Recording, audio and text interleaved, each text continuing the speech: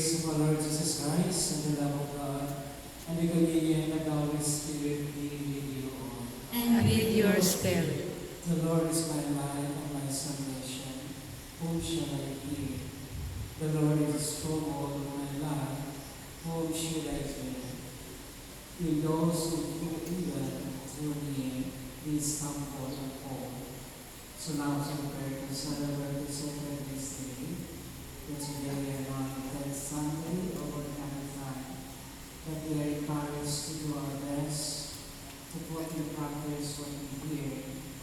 So now as we prepare to celebrate the sacred mystery, let us also examine our conscience and ask the Lord for our wisdom.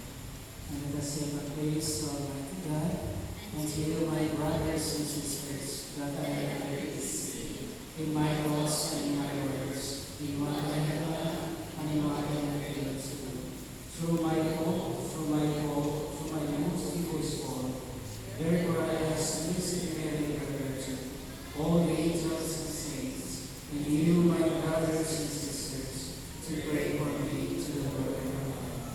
The Almighty God, have mercy on us, forgive us our sins, and bring us to everlasting life. Amen.